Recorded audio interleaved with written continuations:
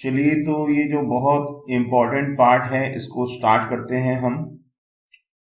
इसको आपको as usual इसको भी याद करना है और आपसे पूछा जाएगा कि गाल्सवर्दी की जो ट्रायोलॉजी है वो कौन कौन सी हैं और उसके अंदर कौन कौन से पार्ट हैं, पब्लिकेशन कब हुआ है। एक क्वेश्चन आने के पूरे चांस हैं दोस्तों इससे। अगर गाल्सवर्दी से क्वेश्चन आता है तो फिर गाल्सवर्दी का जो सबसे फेमस वर्क है द फोरसाइट सागा या द फोरसाइट क्रॉनिकल्स, उनसे क्वेश्चन जरूर आएगा। तो मैंने इसीलिए तीनों ट्रायोलॉजी आपके सामने रखी हैं और इनको आप याद कर लेंगे कौन कौन सा पब्लिकेशन डेट है। इंपॉर्टेंट है, रट्टा लगा लीजिएगा, रटना पड़ेगा ये आपको। और मैं बाद में जरूर एक छोटी सी कोशिश करूंगा आपको कुछ समझाने की, थोड़ा प्रयास करूंगा ट्रिक के माध्यम से। तो शुरुआत करते हैं। देखिए, फर्स्ट ट्रायोलॉजी से हम शुरुआत करेंगे और थर्ड ट्रायोलॉजी तक हम जाएंगे। तो यहाँ द फर्स्ट ट्रायोलॉजी आप समझते हैं। ट्रायोलॉजी कहते हैं दोस्तों तीन रचनाओं का जो संकलन होता है उसको पब्लिश कराया जाए, तो दैट इज कॉल्ड ट्रायोलॉजी। यहाँ पर सबसे पहली जो बात करेंगे हम तो द फोरसाइट सागा जो पब्लिश हुआ है 1922 में। और ये बात आपको बता दूं कि फोरसाइट सागा की वजह से ही इनको सबसे ज्यादा प्रसिद्धि मिली है, मास्टरपीस इनका है। तो इसमें पब्लिकेशन डेट आपको याद रखनी है 1922, और जो इसमें वर्क इंक्लूड हैं वो कौन कौन से हैं वो भी मैं आपको बता देता हूं। सबसे पहला वर्क है द मैन ऑफ प्रॉपर्टी, 1906 में आया है। उसके बाद है इन चांसरी, 1920। फिर है टू लेट, 1921। और इसी वर्क में जो फोरसाइट सागा है, जो ट्रायोलॉजी है, इसी में इंक्लूडेड ये तीन वर्क हैं। द मैन ऑफ प्रॉपर्टी है, इन चैंसरी है और टू लेट है। और दो इंटरल्यूड भी दोस्तों इसमें है। आप सोचते होंगे कि सर ये इंटरल्यूड क्या है। Interlude is a short story. First है Indian summer of a Forsyte 1918 और दूसरा इंटरल्यूड है अवेकनिंग 1920 में।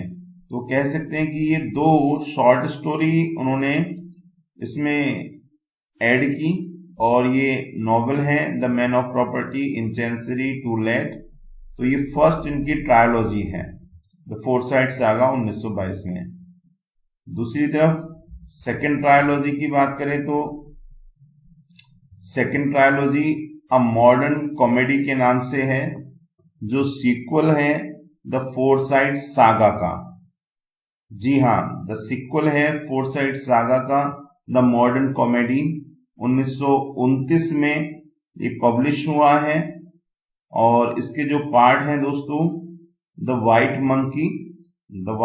मंकी है 1924 में। द सिल्वर स्पून है 1926 में। द स्वान सॉन्ग है 1929 में। दोस्तों यहाँ पे एक चीज आपको बता दूं, बिल्कुल भी कंफ्यूज मत होइएगा।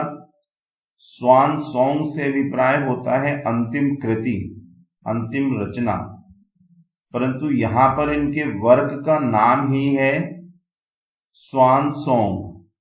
तो यदि आपसे पूछा जाए which is the swan song, तो स्वान सॉन्ग आप गाल्सवर्दी का अगर बताएंगे तो बताएंगे and of the chapter. And of the chapter जो उनकी थर्ड ट्रायोलॉजी है वो उनकी मृत्यु के बाद में पब्लिश हुई है 1934 में।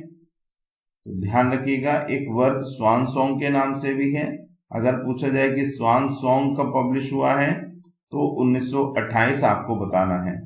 तो ये जो सेकंड ट्रायोलॉजी है इसमें इसका नाम है modern comedy. It is the sequel of the Forsyte saga and it included the three novels, The White Monkey, The Silver Spoon, The Swan Song. The White Monkey published in 1924, The Silver Spoon 1926, The Swan Song 1928, and also in this trilogy there are two interludes, you may say that two short stories. The first is The Silent Wooing 1927 and second Passers By 1927. तो इसमें भी ये 5 work हैं आपके second trilogy में, ये आपको याद रखना है, इंपॉर्टेंट है दोस्तों, जरूर याद कर लें। साइलेंट वूइंग और पासर्स बाय 2 इंटरल्यूड्स हैं, शॉर्ट स्टोरी हैं। थर्ड ट्रायलॉजी की बात करते हैं। थर्ड ट्रायलॉजी है दोस्तों एंड ऑफ द चैप्टर।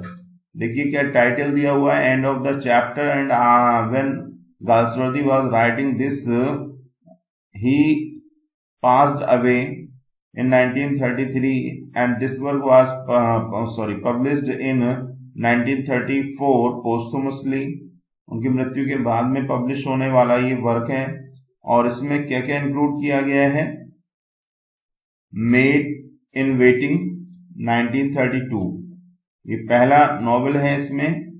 दूसरा है दोस्तों फ्लॉवरिंग वाइल्डरनेस 1933, और थर्ड है over the river. Over the river 1933 में। तीनों ये वर्क थर्ड ट्रायलॉजी में एंड ऑफ द चैप्टर में आए हैं।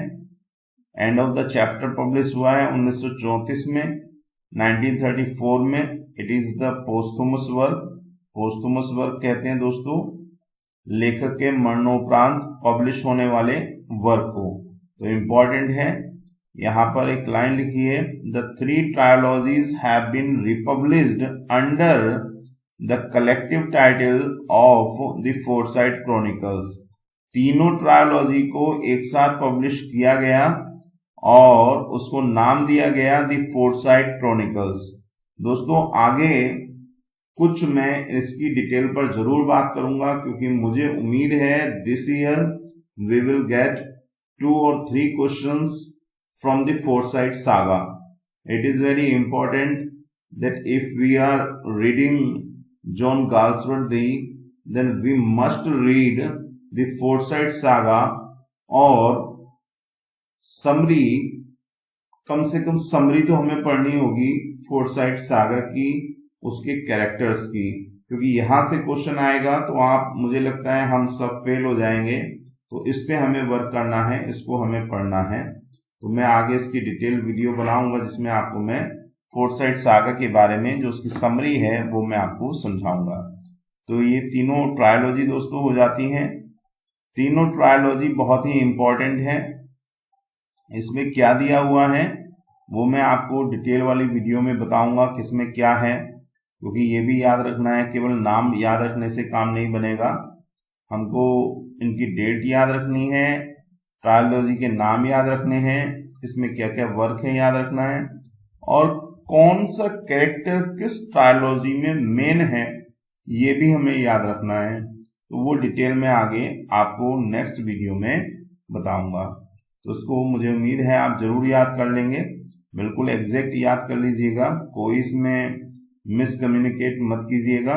हाँ, कहीं पर अगर धोखे से कोई मिस्टेक हुई हो दोस्तों तो मुझे आप बता सकते हैं, मैं उसको क्लेरिफाई कर दूंगा। ठीक है, आप सभी ने वीडियो देखा, इसके लिए आप सभी को बहुत बहुत धन्यवाद। Thank you so much.